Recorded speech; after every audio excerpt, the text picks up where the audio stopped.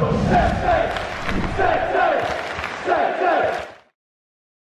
everyone, it's Jack here, TalkNorwichCity. I hope you're all doing very well indeed. Back today for my preview ahead of the West Brom game. Norwich City have won 6 consecutive championship games. We're second in the table, 4 points ahead of third placed Blackburn Rovers. It's all going very well so far. Another tough test this Saturday as we take on West Brom.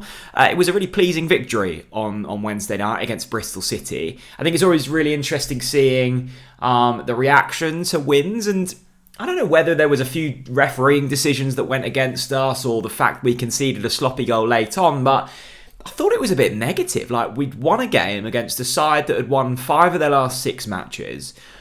We progressed to second in the table. I'm not really too sure what there is to moan about. I think there's still some people maybe hanging on to Daniel Farke's style and identity, and I get that. It was very obvious what it was. It was very defined. I think Dean Smith's a little bit more agile, a little bit more adaptable than Daniel Farke, which isn't a dig to either or. Both are very good managers. But the style of Dean Smith is winning football matches. He's done it against different types of opposition. We've done it at home, we've done it away from home, we've done it with different personnel. I think it's huge credit to Dean Smith that he's found a way to get the best out of Josh Sargent. He was a worry going into this season. I didn't think he'd adapt to Championship football. He looked a lost man out wide.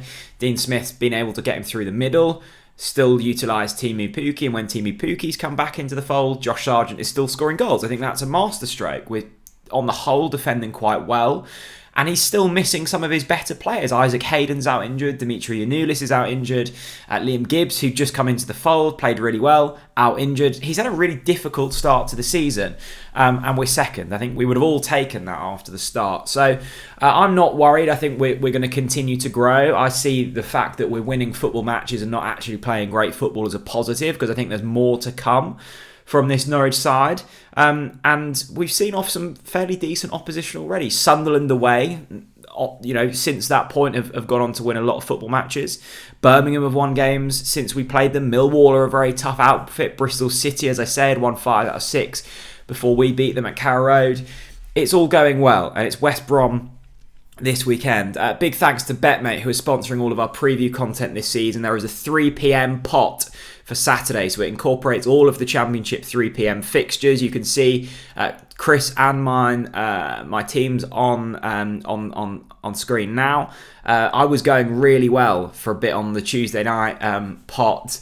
Unfortunately, just fell short. Stupidly didn't captain Timu Pukki. I had Carlton Morris and Timu Pukki in on Tuesday. Both scored twice.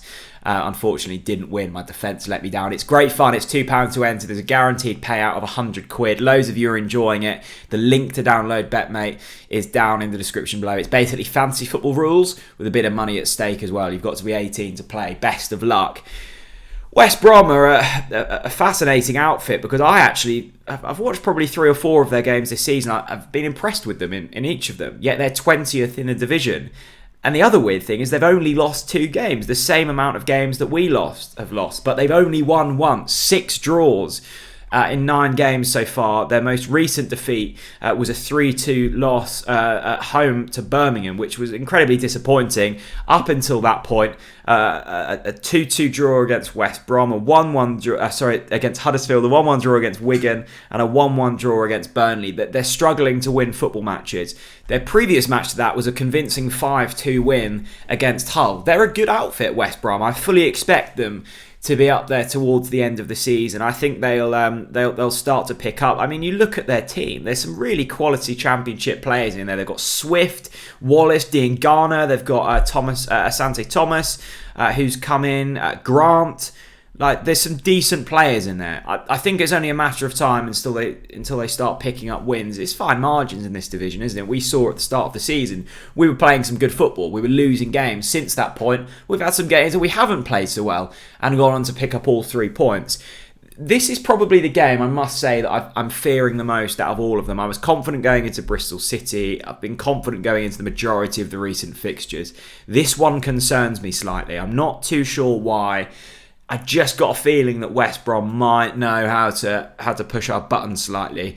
Also, not great news surrounding Grant Hanley. He obviously went off against Bristol City after about 75, 80 minutes, I think. Dean Smith has confirmed that he's touch and go whether he'll make the squad for the West Brom game, which is a slight concern. If you want some positivity around injury news, both Dimitri Anoulis and Isaac Hayden are well on their way back to full fitness. So I expect after the international break, we may be talking about whether they're back in the fold, which is really pleasing. In terms of the team, I liked what I saw in chunks against Bristol City.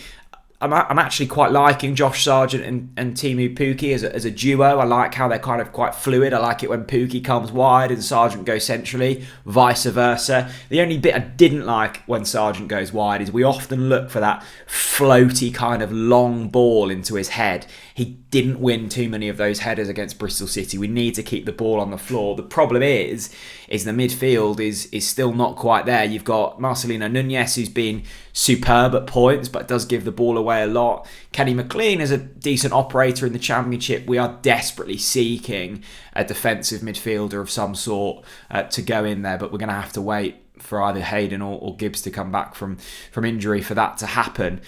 Defensively, if Hanley's out, you bring Gibson in. Quite gifted that we've got the ability to bring in a really shrewd Championship defender into the fold. Other than that, probably not too many changes for me. I've liked the look of Aaron Ramsey since he's come into the mix. Cantwell,